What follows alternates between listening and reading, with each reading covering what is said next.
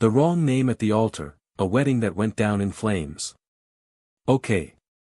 Let me set the stage, because this isn't just a story, this was a full-blown Shakespearean meltdown wrapped in Pinterest aesthetics and champagne flutes. A few months ago, I was a groomsman at my best friend Matt's wedding. Matt and I have been tight since college, one of those friends who becomes more like a brother over time.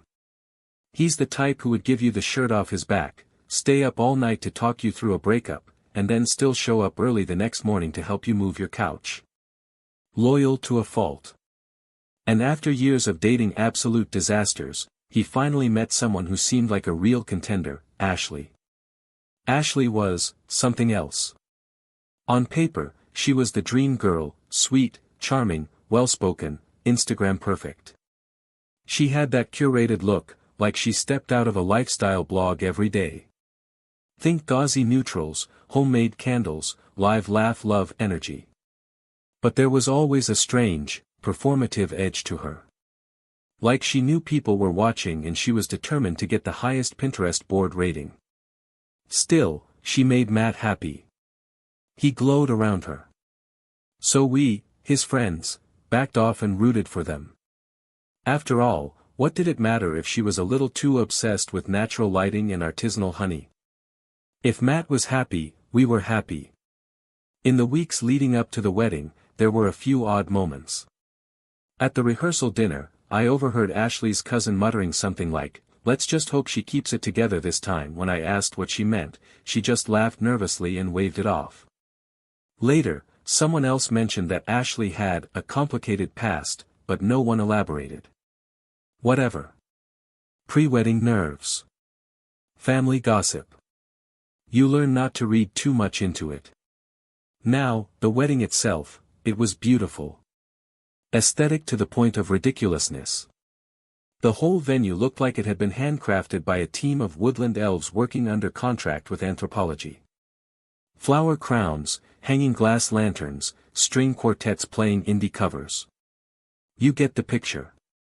Matt looked like he was trying not to vomit from nerves, in the most endearing way possible. Ashley floated down the aisle like she was in a perfume ad.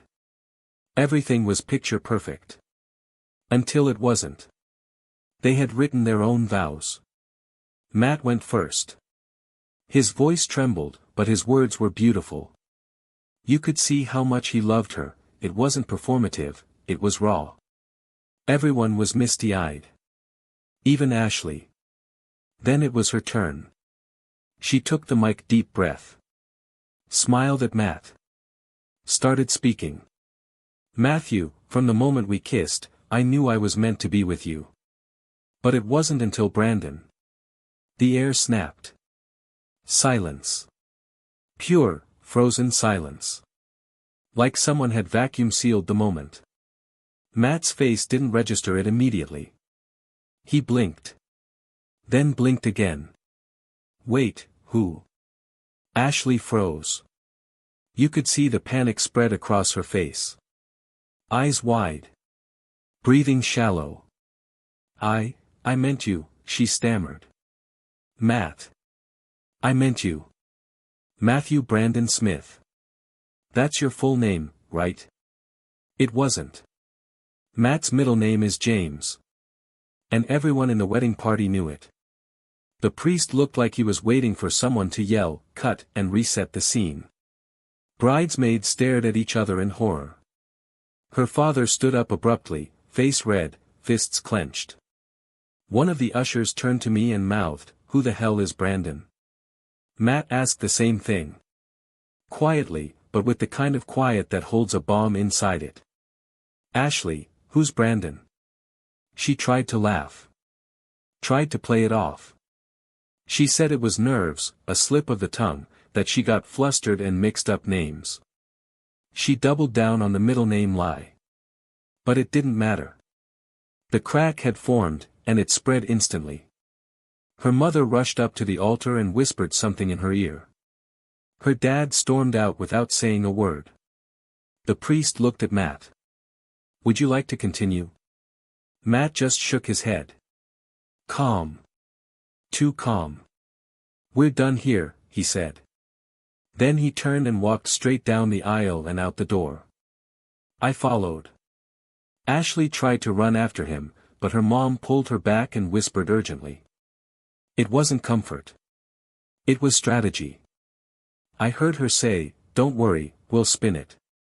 Spin it. That night, everything imploded. We were all gathered in the hotel bar, nursing drinks and trying to process what the hell had just happened. And that's when the floodgates opened. Ashley's cousin, drunk and furious, spilled everything. Brandon was real. Not just real, he was Ashley's ex, the long-term, hot and cold, toxic kind. The kind she never really let go of. Apparently, Ashley and Brandon had been on and off even during her relationship with Matt. Some people claimed they were still hooking up during the engagement. That would explain a lot: the whispering relatives, the side-eye from certain bridesmaids, the general sense that something wasn't quite right. And the worst part? Her mom knew. According to the cousin, her mother encouraged it. She told Ashley that Matt was the safe bet, the one to build a future with. But Brandon was the passion, the wild card. So her mother told her to marry Matt, but don't let go of Brandon just yet. Just in case. It wasn't drunken rumor. It was confirmed when we saw Ashley and her mom sitting together later that night, talking quietly. Her mom looked angry, not about what had happened, but about the fallout. She said, "We can fix this. We just have to frame it right." Frame it. Over the next few weeks, things got messy. Matt completely cut Ashley off. Blocked her on everything. She sent him texts, emails, even a handwritten letter through his sister. No response. Ashley's dad, who clearly hadn't been in on any of this, was livid. He apparently called her a disgrace and told her not to come to their house again. Some of her relatives blocked her on social media. Others simply stopped returning her calls. And then, about 3 weeks after the wreckage, Ashley soft-launched Brandon on Instagram. Just a picture, 2 hands clasped in a field, golden hour lighting, a quote about fate. Comments off. But we all knew. Then came more posts. Selfies together. Breakfast in bed. A mirror pic in some boho Airbnb cabin. Captions like, "Sometimes the person you were meant to be with was there all along." The exact same aesthetic she used with Matt. And under every post, her mom. Commenting hearts. "Matt's doing okay now. Not great, not yet, you don't walk away from something like that without scars. But he's healing. He has a therapist, a new apartment, and a few hobbies he threw himself into headfirst. We still hang out. We don't talk about Ashley unless he brings her up, which is rare. But when he does, it's with a look of disbelief, like he still can't quite wrap his head around how it all went up in smoke. Sometimes I wonder if Ashley said Brandon's name by accident, or if she said it on purpose. A last-minute act of self-sabotage. Or maybe her conscience finally snapped under the weight of the lie. Whatever the case, Matt didn't just dodge a bullet. He dodged a nuclear warhead in a wedding dress. TLDR. At a picture-perfect wedding, the bride accidentally says her ex's name, Brandon, instead of the groom's during her vows. The groom, Matt, immediately calls off the wedding and walks out. Turns out, Ashley, the bride, had been secretly seeing Brandon during the engagement, and her mom knew, and encouraged it. Weeks later, Ashley goes public with Brandon on Instagram, using the same aesthetic she had with Matt. Matt, thankfully, dodged a massive bullet. The best man speech bombshell. I never thought my best man speech would upend my entire family, but that's exactly what happened at my brother Jake's wedding last summer. I'm Chris, 32, and Jake's my older brother by 3 years. We've always been close. He's calm, steady, the kind of guy who's the rock in any group. When he got engaged to Rachel, we were all excited. The wedding planning was classic Jake, simple, elegant, and full of good people. I was honored to be best man, and I spent weeks preparing my speech. I wanted it to be funny but heartfelt. I never thought my best man speech would upend my entire family, but that's exactly what happened at my brother Jake's wedding last summer. I'm Chris, 32, and Jake's my older brother by 3 years. We've always been close. He's calm, steady, the kind of guy who's the rock in any group. When he got engaged to Rachel, we were all excited. The wedding planning was classic Jake, simple, elegant, and full of good people. I was honored to be best man, and I spent weeks preparing my speech. I wanted it to be funny but heartfelt. Nothing too scandalous, just some light roasting and a story that'd get a few laughs. The day of the wedding was perfect. The venue was this beautiful rustic barn surrounded by wildflowers, with fairy lights twinkling overhead. Everyone was dressed to the nines. Mom looked radiant, Dad seemed in good spirits, and Jake was his usual chill self, except a little nervous. The ceremony went off without a hitch. When dinner and drinks kicked off, people were in great moods. Laughter filled the room. Then it was my moment. I grabbed the mic, gave a quick thank you to everyone for being there, toasted the happy couple, and then launched into my story. I figured a little humor about a past party would get everyone relaxed. A few years ago, before Jake met Rachel, he was known as the wild one in the family. Always out late, always getting into some kind of trouble or another. So when he finally got engaged to Rachel, sweet, steady Rachel, everyone was surprised. Some of us thought maybe Jake was really settling down for once. There was this one night a few years ago, the kind of night Jake was famous for. We were all at the house, and Jake was supposed to be crashing early. But around midnight, I saw someone sneaking out the back door. I looked around, trying to build suspense. Now, I thought for sure it was Jake. I mean, who else would it be, right? So I quietly followed. I paused to let the story sink in.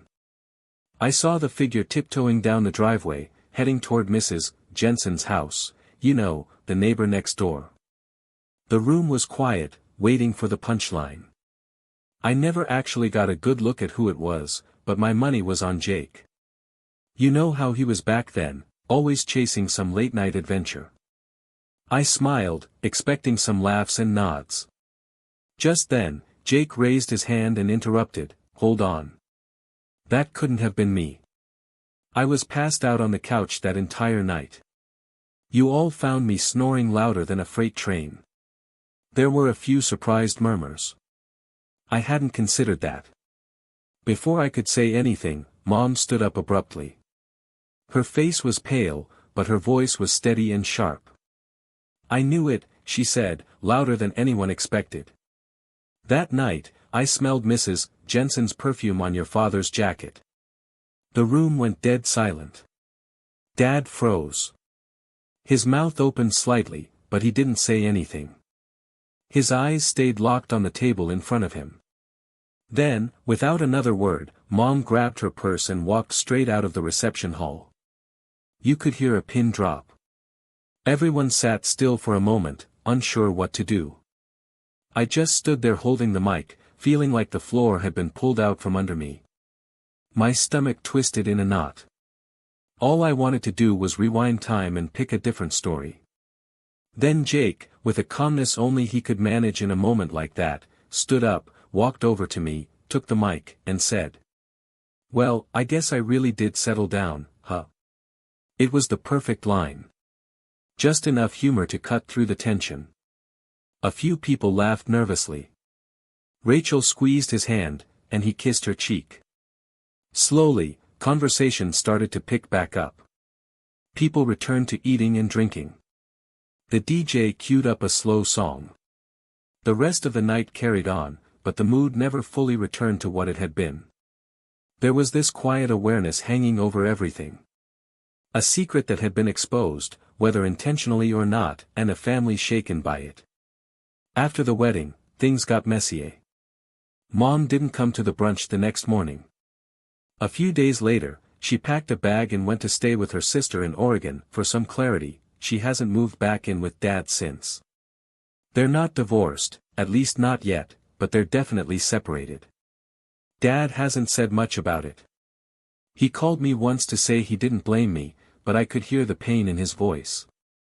Jake told me not to beat myself up. He said, "You told a story. It wasn't your fault what came out of it, but still, I think about that night often. Funny how a speech that was supposed to celebrate new beginnings ended up exposing the end of something else." TLDR. At my brother's wedding, I told a funny story in my best man speech about someone sneaking out to our neighbor's house years ago. I assumed it was my brother Jake, but he interrupted to say he was passed out drunk that night. My mom then stood up and said she smelled the neighbor's perfume on my dad's jacket that same night, implying an affair. She stormed out. The wedding got super awkward, but Jake cracked a joke and salvaged the night. Afterward, our mom left our dad, and our family hasn't been quite the same since.